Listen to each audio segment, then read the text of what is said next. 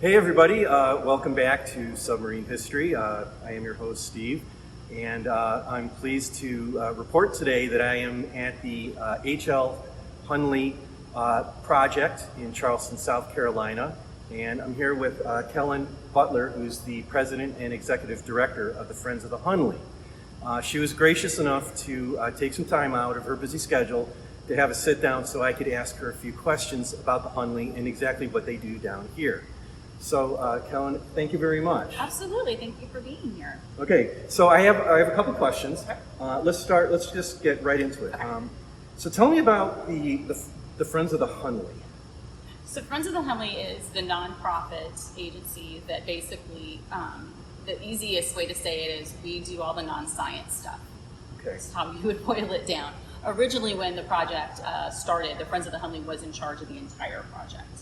That's where Warren Lash would also come into play. About in 2007, we partnered with Clemson University. Okay. So since then, that's all we do is then the public relations, the fundraising, basically everything but the science. Okay.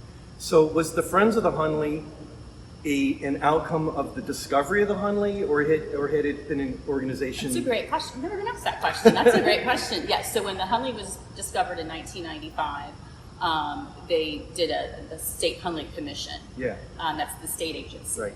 So the state agency cannot go get funds and cannot actually run an entire project. So this was from there. So we're kind of the offshoot of the Hunley commission. Okay. So Warren Lash, so who was or who is he, and what exactly was his role with this project? So Warren, funnily, lived in Ohio. He's from Ohio, as a matter of fact, and lived in Michigan, so he was in Kiowa, and just had no clue who the Hunley was. And Senator Glenn McConnell, who was head of the commission at the time, had heard of Warren. They met, and they just, personality-wise, just clicked. And Warren is a get things done kind of person. Okay. So he's a businessman. Right. So he's not a politician, doesn't want to get into all that either. So he just can get things done, and that's why he became the chairman of Friends of the Hunley to basically get this done, because you have lots of different entities. You have the Navy, because the Navy owns the vessel. Yeah. So even when it got raised, it had to be, you had Alabama who built it. You had South Carolina where it was found. They both wanted it. Oh, okay. So allegedly it was a very large, lots of politicians got involved. So it was found off South Carolina waters. It stays in South Carolina. So there is a MOU between the commission and the Navy that says the state of South Carolina has it in perpetuity. Right. So what's going to ultimately what's going to happen with the Hunley? It's currently in the preservation tank. Mm-hmm. I'm imagining it's going to get to a point where the hull is going to be considered chemically stable. What happens at that point? Does it just stay in the tank, or does it go on display? That's another great question. I get that one on a daily. So our goal is to not stay here. Our goal is to be in a full-time visitor museum. We would like to do more of a submarine science center instead of just a museum. Right. That name is I get tired and boring.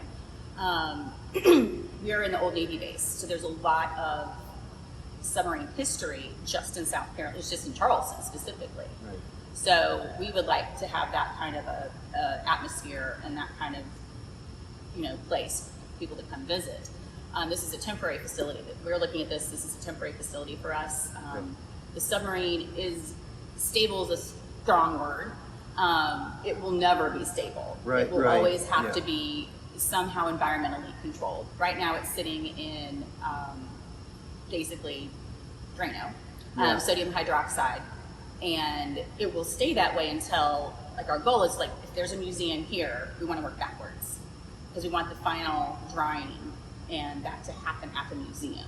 Okay. We don't want to have it done here. And it should be done in the environment where it's going to be. Right, right. So that would be the process. So we're just kind of continuing to wait for that place to happen. So is it something like the Hunley could move in the next 6 months or the next 5 years? I've been saying 5 years for probably 10 years. Okay, yeah. So, which is why we're only open, which is frustrating for us, is why we're only open on the weekends. yeah. Because they will, especially back in the time they were working on it constantly, and there's no way you can have public interacting when that's going on. At this stage, we could, even though there's other projects that Clemson does at this facility. So the pressure is increasing for us and for the public to be able to see it more. Right, than just Saturday and Sunday, which we totally agree with. Yeah, because my next question was going to be, this facility was actually, this was an existing building that was repurposed. Correct. For the Hunley. And since the Hunley has been here at the Conservation Center here, they've actually begun to do additional different research, I'm guessing just to bring in grant money to support the activities. Correct. Correct. And this is also World Maritime recognized conservation center. Right.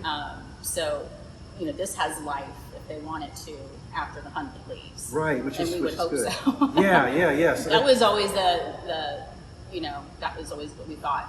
Yeah. The commission would hoped and would happen once we leave. Yeah.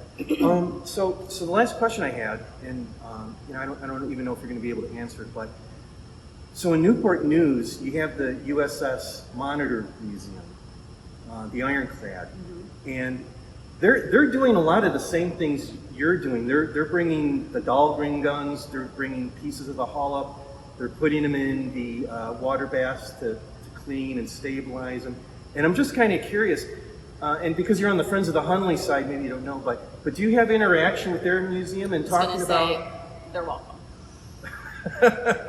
Yes, Okay. I remember this specifically. We helped on some PR level, but no, they absolutely.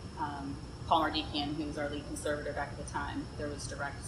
I think he gave them that. So Yeah, and it's or worked with them. Yeah, to make sense, because you might as well do it. Like if you found it worked here, everybody else should be able Right. to learn from that. Yeah. And that the community is varied. I'm sure they shared, things with the Hunley as well. So yeah. I mean, you've been here for 22 years, and I was watching some YouTube videos about what they're doing, and they're kind of in the same boat. I mean, for some of the pieces that they're bringing up, I think specifically the Dahlgren guns, they're looking at a 25-year plus period of time to get those cannons stabilized chemically so that they can be taken out and put on display. So this is We're at the tail end, so you're seeing that, again, like you said, 22 years. We have actually a cannon in our exhibit that's from the CSS Alabama. Right. Okay. All right. That we had 3 of them, I believe, with the Navy, and then we gave one to Mobile, obviously. Well, that was it for the questions, and this was really informative to me because I tend to focus on the technical and ignore. I'm really glad you didn't. So this was really good for me, and I just want to thank you very much, Absolutely. Kellen, and I appreciate your time, and I'll let you know when this goes live on the channel. Absolutely. Well, we thank you for being here, and I hope you enjoy our exhibits in the Hunley. Cool. Thank you.